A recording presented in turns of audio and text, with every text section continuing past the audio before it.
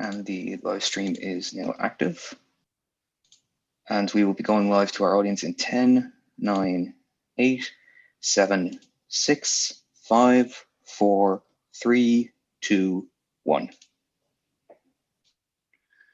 Good afternoon to everyone. My name is David Donoghue. On behalf of the Institute of International and European Affairs, I'd like to welcome you to today's event with Professor Jeffrey Sachs, which is entitled Building Back Better, Sustainability Post-COVID-19. Jeffrey Sachs is, as you all know, a renowned economist, author, educator, and one of the world's leading authorities on sustainable development, as I can personally attest. Jeff is director of the Center for Sustainable Development at Columbia University. He is president of the UN Sustainable Development Solutions Network, and he is a UN advocate for the Sustainable Development Goals. We're delighted that he has been able to take time out of his extremely busy schedule to speak to us today. Today's event is the 6th in the IIEA's Development Matters series, which is supported by Irish Aid, the Irish government's development cooperation programme. First, some housekeeping points. Professor Sachs and I will have an introductory conversation for the first 20 minutes or so, covering a number of broad questions. And then we will go to Q&A with our audience. The event, I should make clear, is entirely on the record. The audience will be able to join via the Q&A function on Zoom, which you'll see on your screens. And please feel free to send in your questions at any time during the session as they occur, and we will come to them, or to as many of them as we can in the time available. We'll do so when we've finished the initial conversation. Please feel free also to join the discussion on Twitter using the handle @IIEA. We are also live streaming this afternoon's discussion, so a very warm welcome to all of you who are joining via YouTube. I would now invite Michelle Winthrop, who is the Policy Director at Irish Aid, to offer some words of introduction. Michelle, please. Many thanks, David. Good afternoon, friends, colleagues. I'm delighted to be here today for this Development Matters lecture, and I'd like to welcome Professor Jeffrey Sachs. Ireland has been supporting the IIEA to hold these seminars for some time now. And now that we have gone virtual, we are particularly glad to see that the engagement is continuing in a virtual format, if not, in fact, increasing. A little bit of feedback there. Special thanks in particular to Professor Sachs for being here today. Professor Sachs is of course no stranger to Ireland. In fact, I'm probably disclosing too much by telling you that I have a distant memory of attending a lecture by Professor Sachs, I believe in about 1993 in Trinity, particularly on the subject of post-communist transition economics. And indeed, we may reflect on how much the world has changed since then. More recently, much more recently, Professor Sachs, I know we relied a lot on your insights and ambition as we worked together to shape the Sustainable Development Goals in 2015 jointly with Kenya. Particularly now as we enter the decade of action, during this unprecedented time, I think we're particularly looking forward to your thoughts on prospects for global progress towards the 2030 agenda. The topic of today's event is Building Back Better. It is fair to say, I think, that the world has changed drastically in recent months. Every aspect of our lives has been impacted by COVID-19. And of course, all countries are feeling the impacts. I think we're particularly conscious, of course, that developing countries are especially at risk. Many started out this year with existing weak health, education, social protection systems, and many indeed faced a high debt burden to start with. Of course, many are exposed to external risks more than others, such as climate change, political instability. We are still learning about how COVID-19 will impact on the SDGs and the architecture that supports their achievement. But I think we are beginning to see some emerging fault lines in social, political, and economic systems. And I think now is a great opportunity to really consider opportunities for alternative approaches as we make progress towards the SDGs. Professor Sachs, we're very interested to hear your wisdom and your views on how we can harness this period of recovery to develop sustainable and equitable solutions. Ireland recognises the need for coordinated action to save lives and save livelihoods, but it's also important to ensure that eventual economic recovery is inclusive and sustainable and helps build resilience in the future, particularly for communities. We are also, of course, deeply committed to the importance of the multilateral system to reach those furthest behind, but also to help us navigate multiple complexities that existed prior to the virus, that have been caused by the virus, and indeed that have been exacerbated by our attempts to control the virus. So I'm very much looking forward to this discussion today, and thank you again for your time. Thanks very much.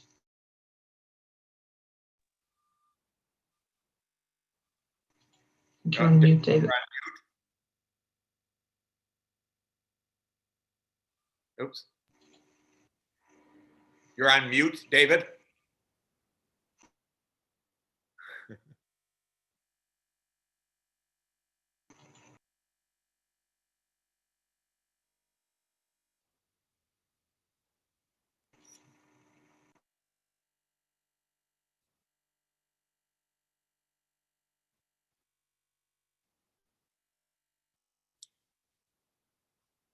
We'll get there soon.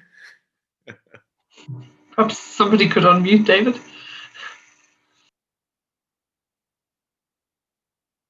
I think it's the most common sentence in the English language today. You're on mute. Perhaps, Professor Sachs, you might proceed in the interest of time. I don't know.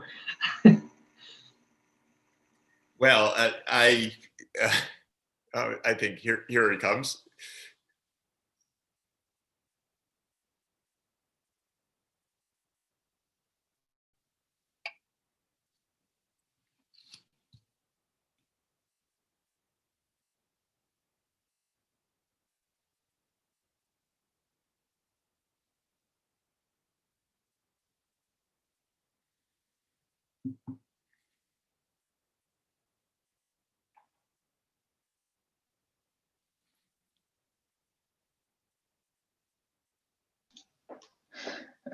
Sorry, David, the unmute button is there in the bottom left of your screen.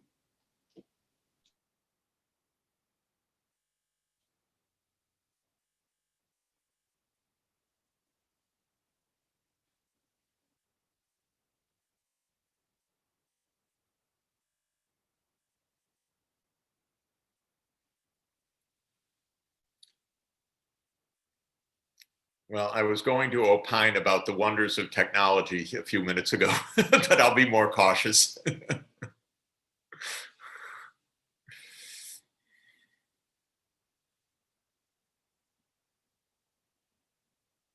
We were doing well up to a point. Weren't we just? Sorry, Professor Sachs, if you'd like to just begin, we'll resolve David's technical issue. Okay. Well, thank you very much to IIEA for having me back, and I look forward to the conversation with David when he gets that mute button turned off. David played an enormous role, a unique role in bringing us the Sustainable Development Goals. So it will be a special treat to be discussing the status of the goals with him. Clearly, we're in a very deep crisis globally, though less of a crisis than we were before November 3, because our perhaps most important crisis is a crisis of governance. And when the center country of the international system, the United States, is poorly governed, nothing else works. So we have been suffering the collapse of multilateralism because we've had under the Trump government a rampant and reckless attack on multilateralism, including the withdrawal of the United States from the World Health Organization this year, the withdrawal of the United States from the Paris Climate Agreement, cuts that are very irresponsible to development assistance and so forth. Now we have a new president-elect with Irish descent. That's always great news and great promise. And I think we can therefore really turn to the theme of today's discussion, which is building back better, because now we have the prospect of really doing that in a cooperative way. There are obviously two huge challenges that the world faces. The first is to stop the pandemic. And remarkably, part of the world has done that. Most of the Asia Pacific region lives almost without the virus now. This is something for us in Ireland and the United States and in Europe to contemplate. Why is it that many countries have gotten this completely under control, whereas it is out of control in our country? So that's the first challenge, is stopping the pandemic. The second challenge is then taking some lessons from the pandemic to reorient our economic and social policies. The pandemic is not only a disaster, it is a wake-up call to the weakness of our governments, to the weakness of being able to heed warnings, to the weakness of our systems of engaging science and expertise on behalf of human well-being, because this has been a huge failure during this past year in Europe and the United States. So we need to heed the lessons of the pandemic for redirecting our politics. And specifically, the Sustainable Development Goals and the Paris Climate Agreement and the Convention on Biological Diversity, the important things that the world has agreed to, were agreed to for real reasons over the past 20 years, and we need to take them seriously going forward.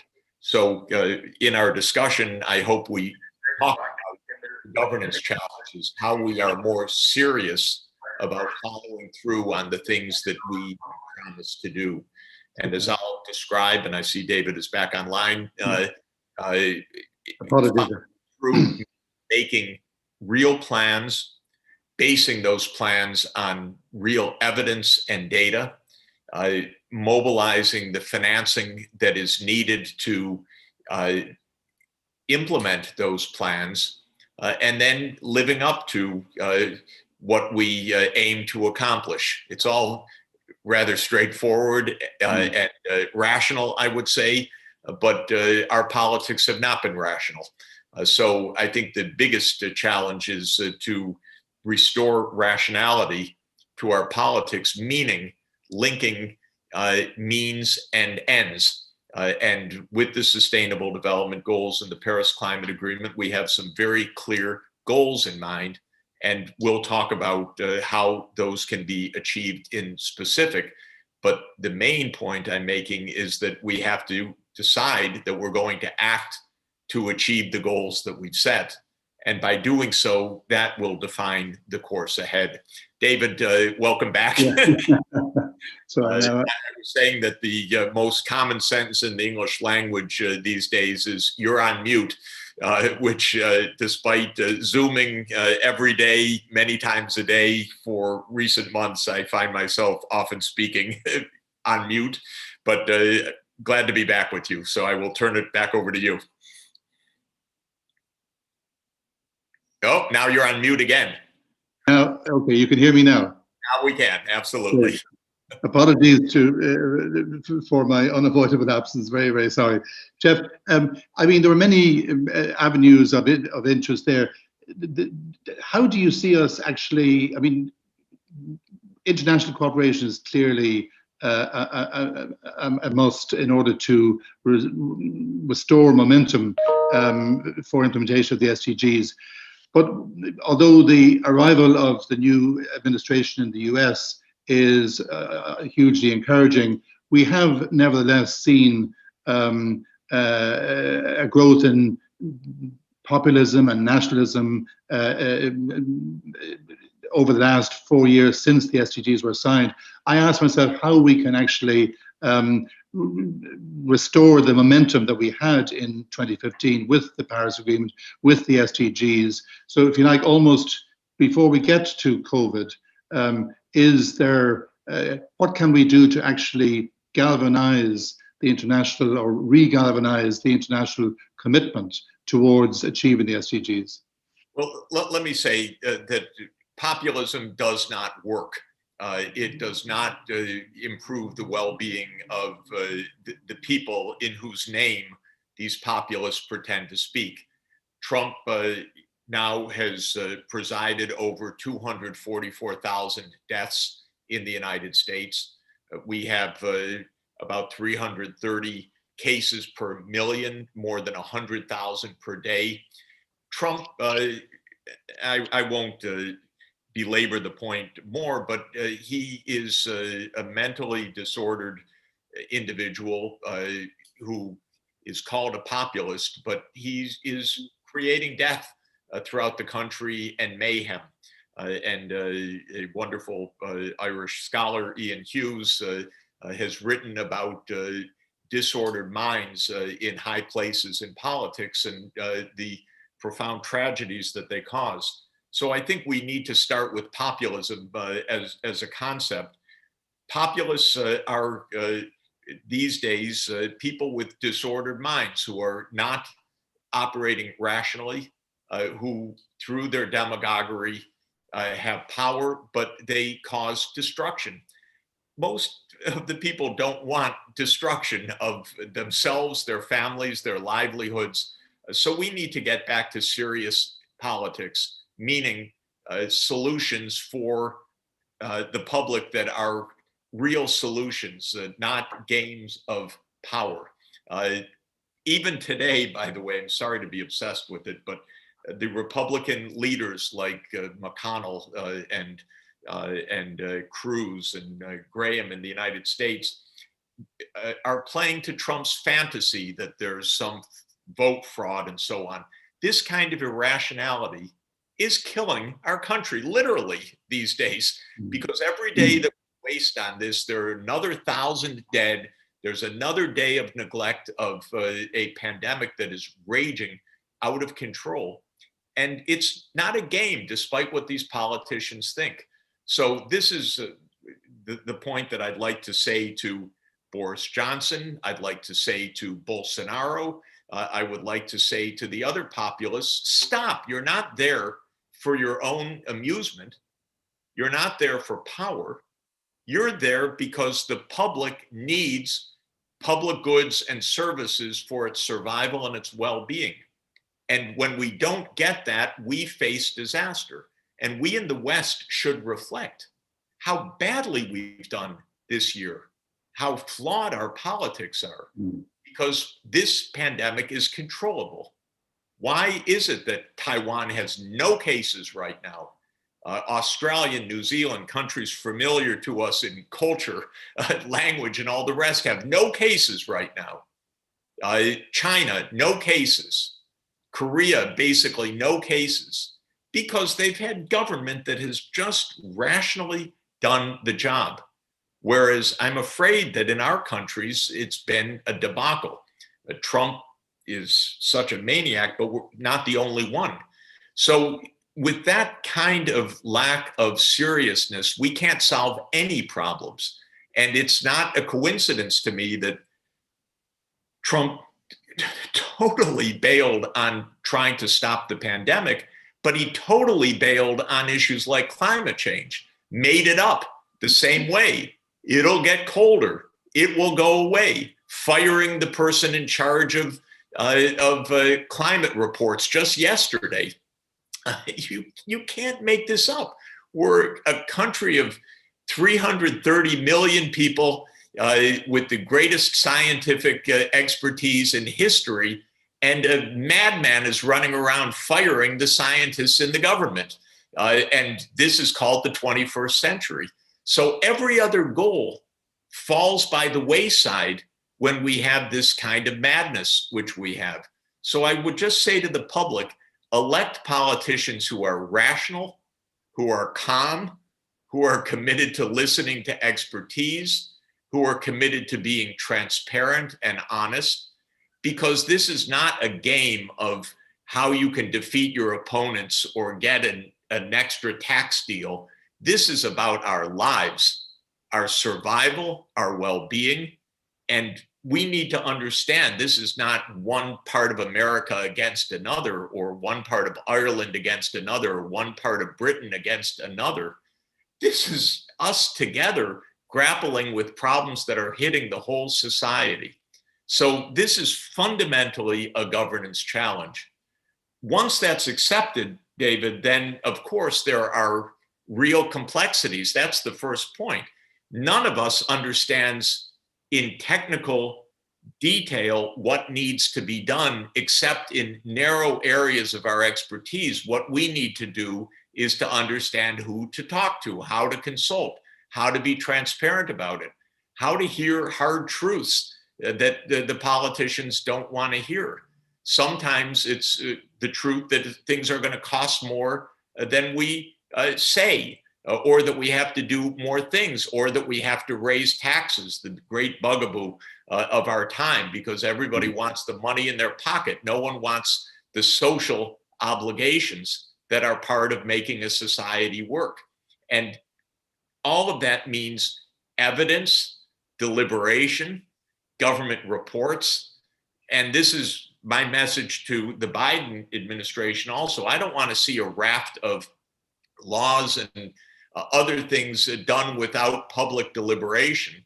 I want to see reports, studies, evidence, so that we're following a rational pursuit, not just Democrats beating Republicans or Republicans beating Democrats, or as my crazy country is doing today on a news show that I was on this morning, already starting to talk about the 2024 election. What is this, amusement park or life? So I think that this is the point, but enough preaching. Maybe we could talk about some specifics. Jeff, yes, you've been very eloquent on the governance problems which stand in the way of an effective response to COVID, and also to implementing the SDG agenda. Are there macroeconomic constraints as well? Are there? I mean, because of the pandemic, budgets are collapsing, resources are extremely strained. Will we be facing challenges like those as well in terms of moving the SDGs forward? Countries can reasonably say that their own fabrics have been stretched unbearably by COVID, and therefore the SDGs are almost a luxury. Or can one see the SDGs as the blueprint for the recovery? I think we should understand where is the income and wealth in our world right now. Already it was lopsided, but during COVID, the greatest redistribution of wealth from lower incomes to higher incomes has taken place in a short period of time. This morning, if you look at Bloomberg.com on its billionaires list, you'll find that 5 people in the world have $600 billion of personal wealth. 5 people. You'll find that Mr. Bezos alone of Amazon has about $190 billion of personal wealth. You'll find that the top 500 richest people in the world have, hold your seats, $7 trillion of wealth. And since January 1st, these 500 people have had an increase of their wealth of $1 trillion. 500 people. That's where the money is. We need to be taxing Amazon, Apple, Google, Facebook, Microsoft, the other big tech companies. You know, Ireland has resisted collecting the tax on Apple, for example. 14 billion is in the bank. My advice to Ireland, take the money, please. Ireland has Ireland needs the funding. Give half of it to Irish Aid so it can do the work around the world, use the other half right at home. But stop agonizing about Apple's fate. For God's sake, this is the richest company in the world. And our governments urgently need funding. So what Ireland has been wringing its hands. We don't want your taxes. We want to show we're a good low tax country. We're so good, we'll be a tax haven. Don't be a tax haven. Collect taxes, provide social services, use half of that money to help save the world from hunger and starvation. And thank Apple for providing good products and then paying its taxes. And we need to do the same with all of these companies. But we're in a mind warp, David, because something maybe about the human mentality. These people are so rich that they are. It's almost an idolatry that they're looked at as untouchable. But that's where the money is. So we need to tax them. We need wealth taxation. If you have 500 people with $7 trillion of wealth, it's simple arithmetic to see that you could leave each of them $1 billion, which I have on good authority is enough. You could leave each one with $1 billion, and you'd have $6.5 trillion left over, which we could use to feed every person on the planet, have every child in school, provide universal health coverage, achieve SDG 3, SDG 4, SDG 2, SDG 6, SDG 7. And that's just 500 people that could do this. So I say all the time, Mr. Bezos, what do you need your $190 billion? Okay, you've made a very good company, but you don't need $190 billion. And the world is hungry and suffering right now. And, you know, I have here, I read it in the middle of an investigation of competition in digital markets by the US House Judiciary Committee, showing how these companies have used their monopoly power to take over their markets. So there's also, we shouldn't be mystical about this. These are powerful companies making huge, huge, huge profits. And then our governments are bereft of revenues, but Ireland is so vividly saying, we don't even want your revenues. And then it's saying, we don't have a budget to meet our domestic needs. It doesn't make sense. Take the money, please.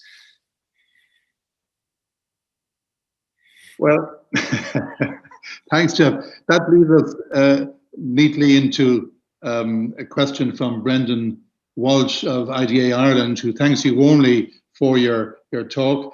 And he's curious to have your thoughts on the role of large financial institutions in achieving and implementing the SDGs, and more broadly, the potential of sustainable finance as a sector for financial services. So, Jeff, if you'd like to take that one. I mean, the Apple discussion is certainly one that has ebbed back and forth in Ireland a lot. I won't attempt to enter into it, but if you could respond to what Brendan was asking about the financial institutions, that would be great. Let me say hi to Brendan first and thank him for the question, and say the following. First, we need to make a big distinction between the kinds of SDGs that require outright budgetary outlays versus the kinds of SDGs that require investment finance.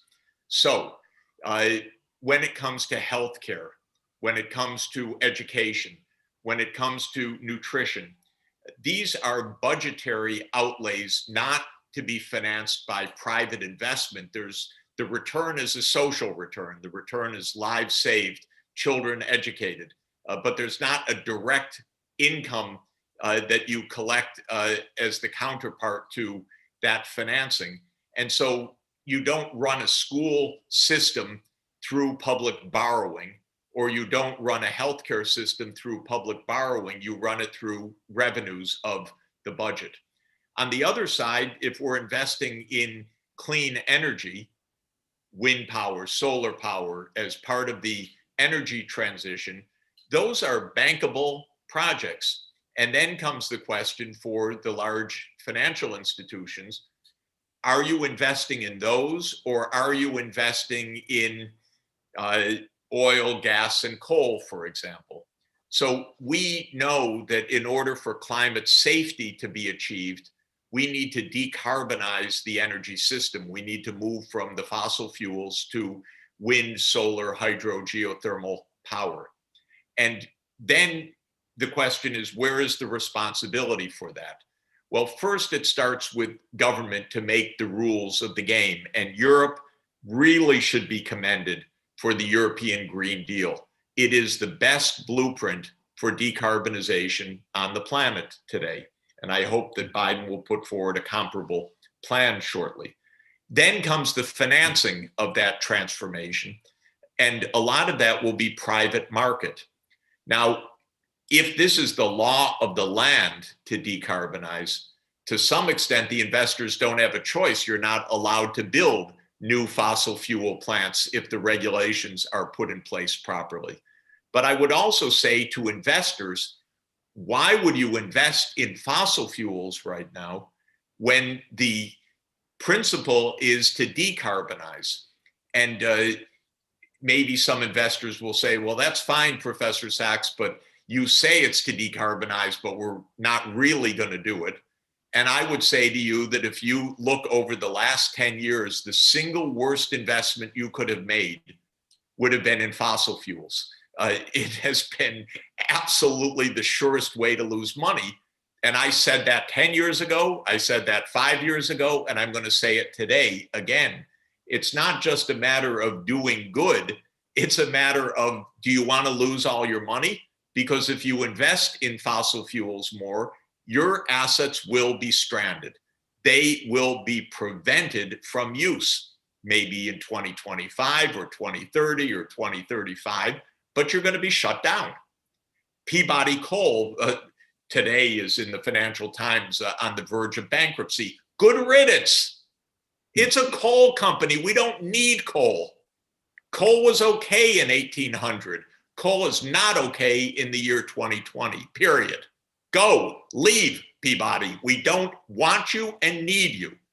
Your workers will help. That's a just transition. But we've got to move on. And now that wind and solar are such low cost, we know how to move on.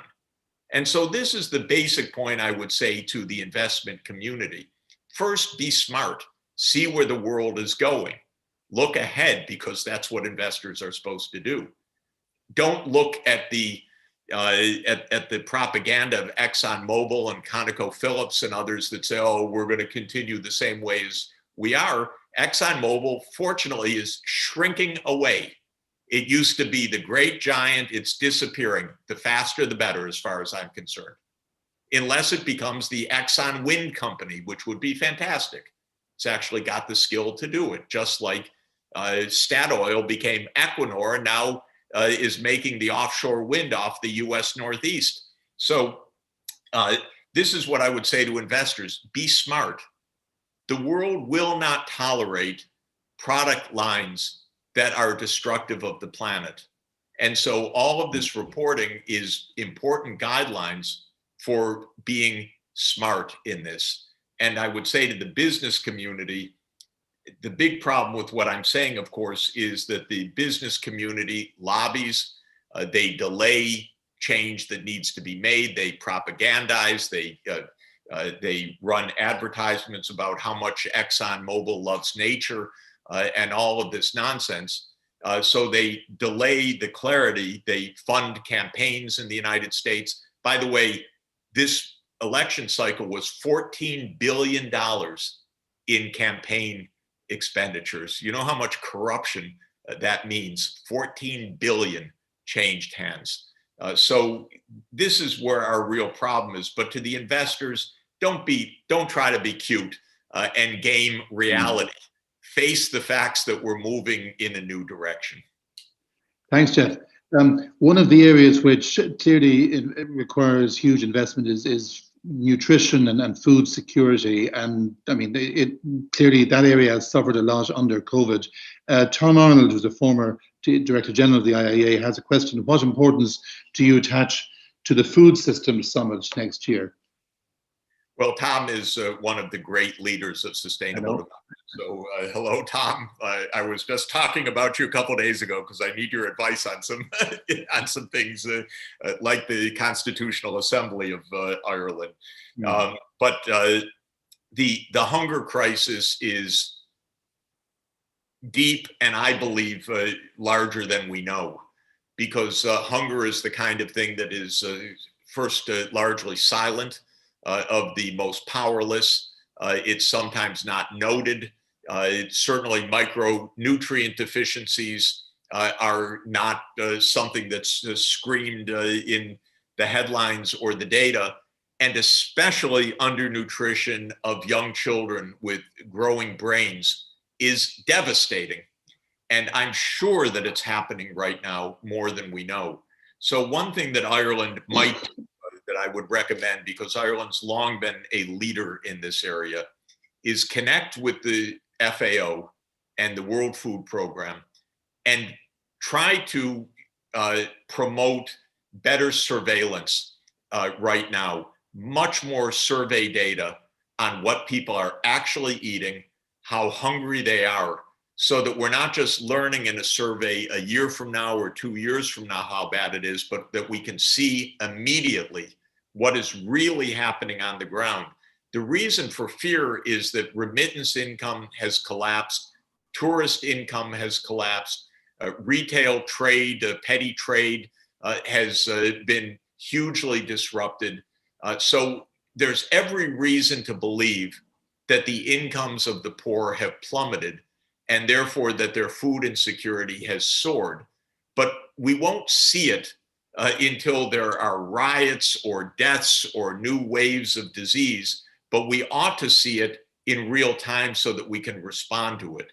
And then what to do? My own advice is any place that we see a growing hunger hotspot right now, the IMF should give an emergency financing to that country for use to address within days and weeks the hunger crisis. We're not in a food shortage in the macro physical levels. The supply chains did not collapse in the way of preventing us from getting food to people that need it. It's the incomes that have collapsed. And we need not to delay on that or even to wait for development aid, which is slow moving and difficult. In other words, to increase that envelope in the very short term, we need the IMF to essentially be extending credits on an emergency basis so that finance ministers don't feel that they can't afford to address the hunger crisis. Yeah. Thank you very much. Turning to health, do you see the US rapidly resuming support for WHO? I mean, what will the attitude of the Biden administration be, do you think? I think on the very first day of the Biden administration, we'll be back in the World Health Organization. I would be shocked if it took even 48 hours. This is something that the president can do on his own authority. And I expect that that would be one of the very first actions on January 20th of the president. Biden understands multilateralism. He understands the destructiveness of and the petulance and the mean-spiritedness and the pure, sheer domestic politics involved in Trump pulling out of WHO. It's all a game to deflect blame from China.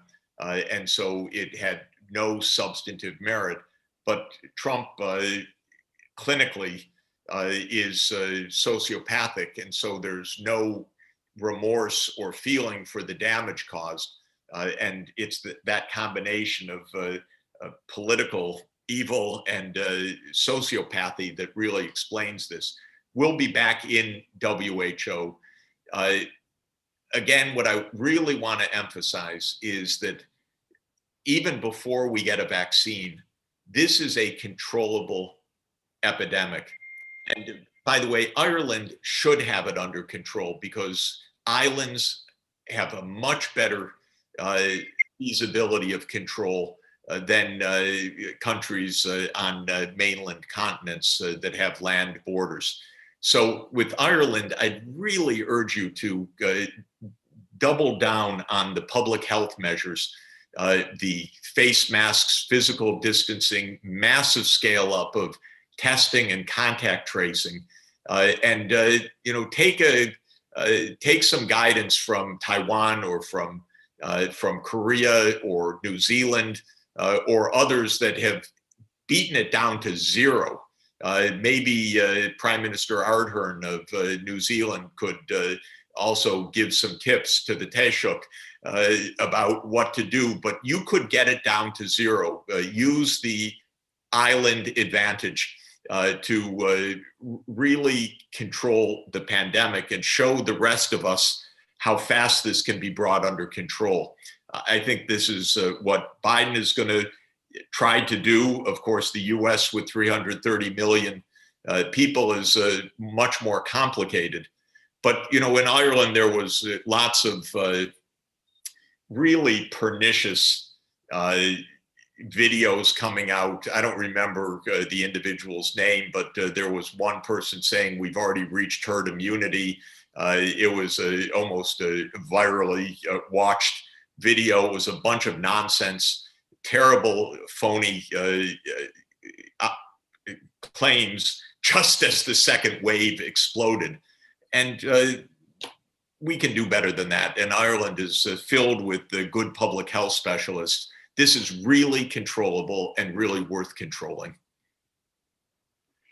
Jeff, more generally, how do you assess the prospects for achieving more effective multilateralism now with a Biden administration there? I mean, obviously, that requires a high degree of international consensus. And as we look around the landscape at present, clearly there will be greater tensions between the US, for example, and Russia and China than we've had over the last 4 years. But that's just one example. I mean, we all want to see more effective multilateralism. Do you think it is realistically achievable over the coming years? And Caoimhe de Barra, who's the head of Trócaire, leading Irish development organisation, makes the point that we will be joining Ireland will be a member of the Security Council as of January, and she suggests that we might have a role to play in relation to supporting a more effective multilateralism as a member of the Security Council. Any thoughts you have on that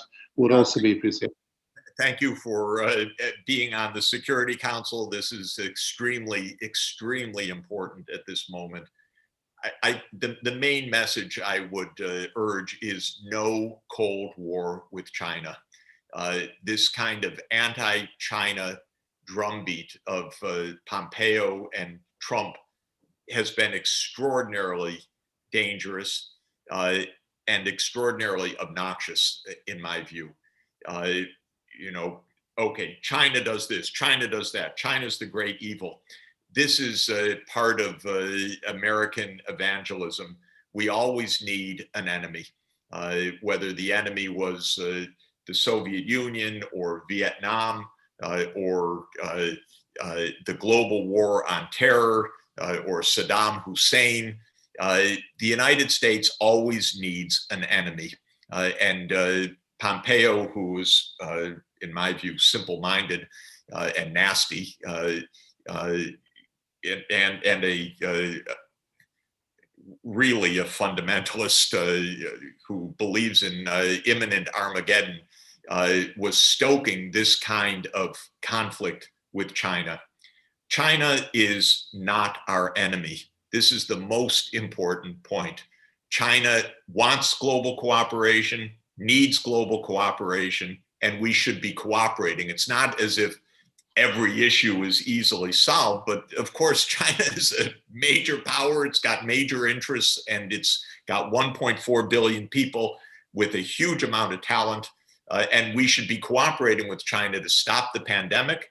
We should be cooperating with China to address climate change because they're the #1 emitters of greenhouse gases.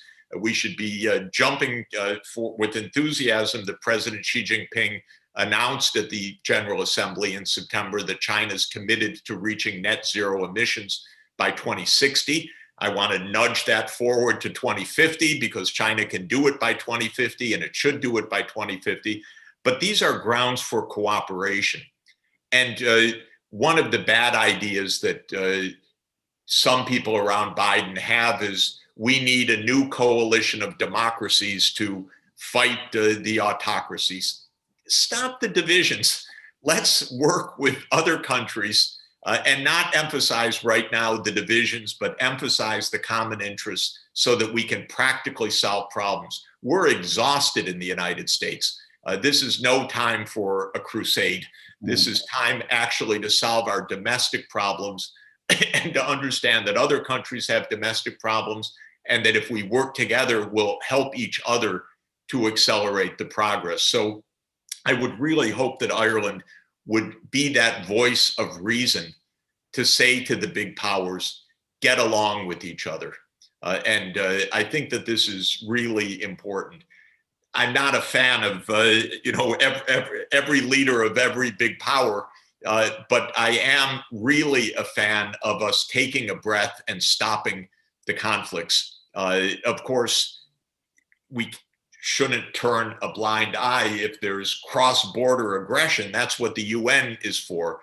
But if it's merely pointing, you're evil, you're this, you're that, that's not helpful. What is much more helpful is to say we have all agreed on the Sustainable Development Goals. We've all agreed on the Paris Climate Agreement. What together are we going to do about this? We are all reeling from COVID. What together are we going to do about this?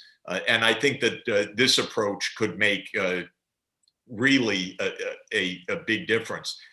Biden will be very good on much of this from the start because we'll go back to the UN, we'll go back to WHO, we'll go back to the Paris Agreement. I hope we'll go back to UNESCO right away because we certainly should do that as well.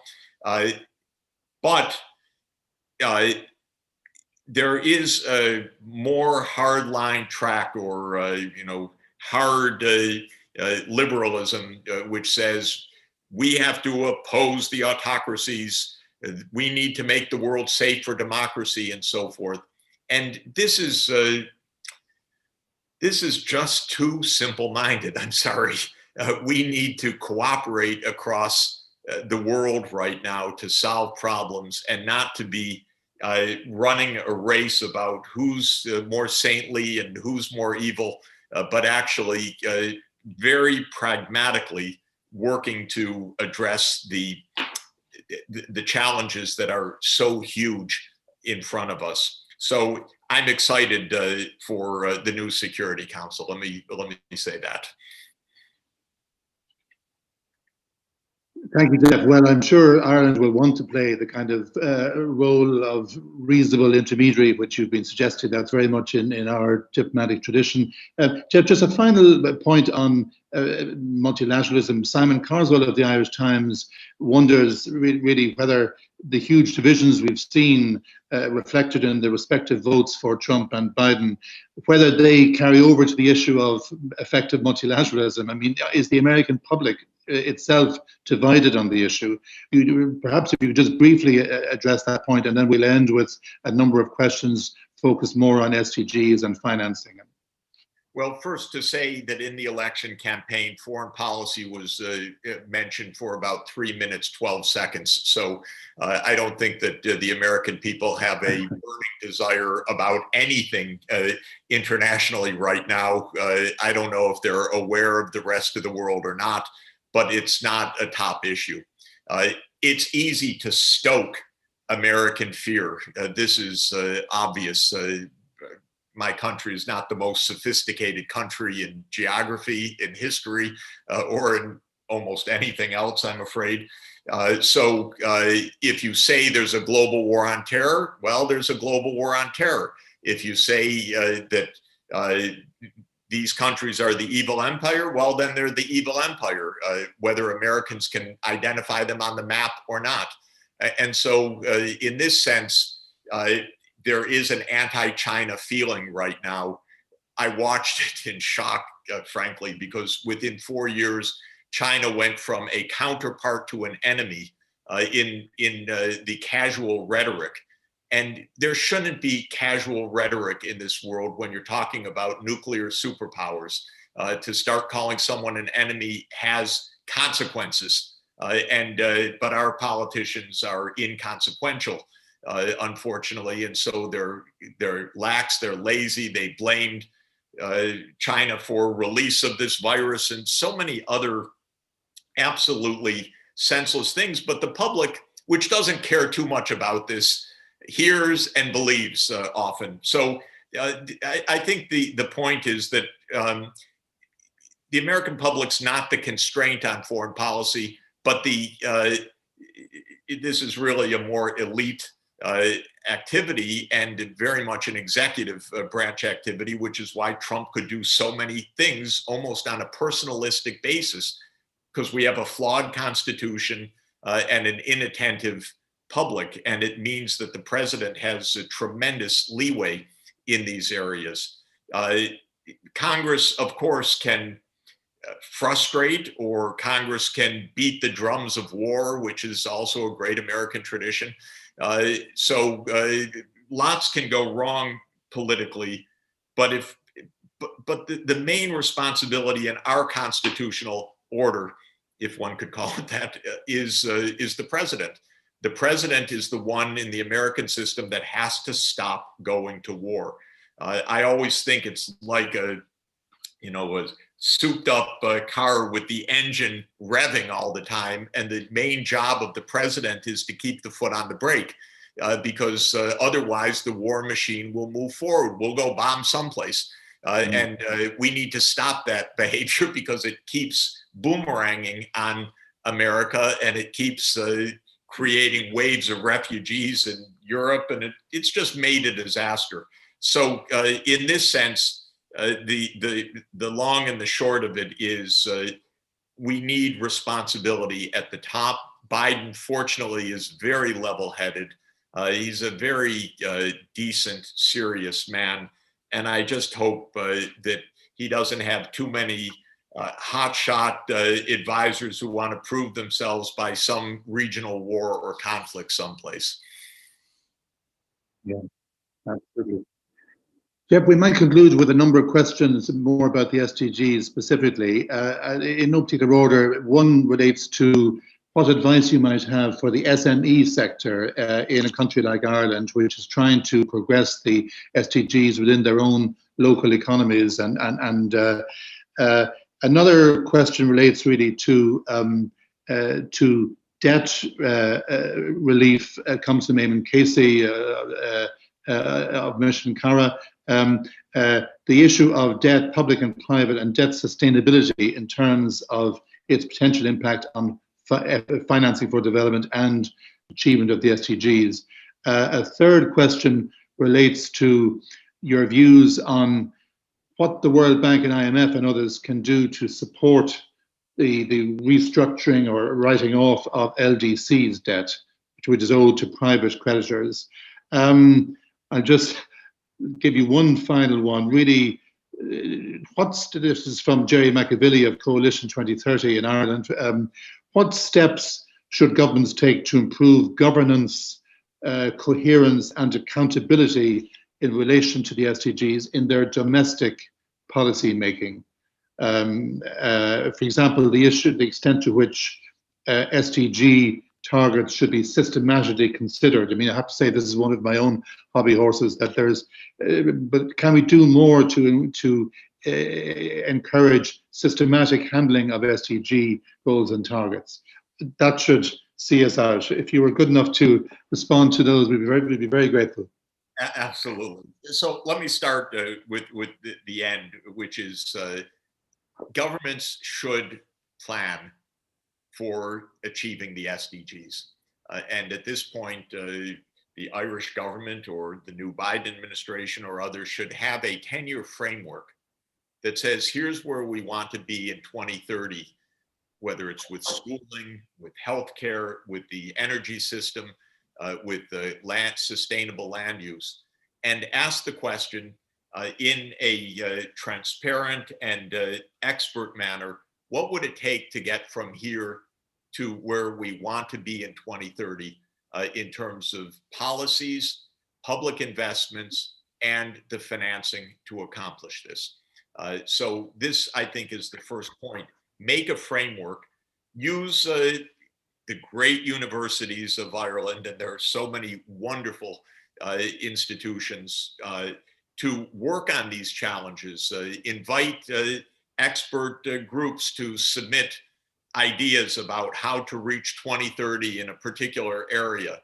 But harness the information and the knowledge in the society in a creative way. And Ireland's just the right size to do this well.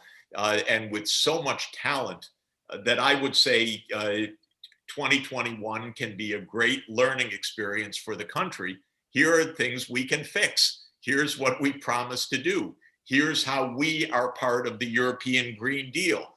Here are the challenges that are still unmet where we ought to put in our R&D and so forth. Within that context, SMEs will find their place because this will be the new economy. In general, I believe that we are moving to a digital world. So digitization within the SMEs, I think, is a basic point. And Ireland is very much part of the information technology in all ways. You've got all the headquarters and links between the US and Europe on many of the key digital sectors and digital technologies. That is crucial for achieving the SDGs. Think about what that means for digital health, for digital education, for digital governance, for digital payments. These are the growth areas of the economy, and I think very promising ways to achieve the SDGs. On the questions of debt and the World Bank and the IMF, I think the basic point is we will exit COVID probably in 2021 with a global financial structure completely out of kilter. Huge budget deficits, large public debts, an overhang of bad debts in many countries, and really a financial need for more government revenues, an international tax system that is a sieve rather than a collection bowl. And all of this requires rethinking the international financial system. All the pieces are around in the debate right now. The need for new SDR allocation, the case for permanent debt relief, the OECD's plans on taxation of the digital economy and so forth. All of it has been blocked by Trump up until now. So one by one, the proposals on the table have been blocked by the Trump administration on the America First principle. Don't you dare attack us. We will put duties on your goods. We'll break you. Trump's gone. We can get back to rational discussion. I rather think, just like we had Vatican II, I think we need a Bretton Woods II in the future, probably starting in 2022, 2023. It could be like Vatican II, that it goes on for 2 or 3 years, but we need really to think holistically about finance, digital currencies, debt management, tax reform, ending tax havens. We need to make the world suitable for sustainable development. We need an international financial system that is suitable for sustainable development. And that really does mean a new conference. It won't be in New Hampshire. It could be in Dublin or a nice place in Ireland. This could be, we'd all love to come there. But I think that this is what I would recommend to take a look at this issue. In the short term, I just want the IMF to give out credits to meet emergency needs and not worry about the long term. But then I want us to have the accounting in 2022, 2023, where we say, okay, we're past that pandemic. We have built up so many financial instabilities and overhangs. Now we have to clean up for a truly sustainable world. And so let's have a comprehensive view of international finances. Jeff, thank you very, very much for that. We promised to end on time. There are many, many more questions, as you can imagine. You're always extremely stimulating across many, many fronts. Jeff, thank you very much for joining us today. It was a pleasure as always. We hope that we will see you in person before too long. We're really grateful, and apologies once again for the technical glitch earlier on. Thank you for making the time available, and we look forward to our next encounter. Thank you very much, Jeff. Thanks to all the friends, David. Thanks so much to you, Michelle. Thanks.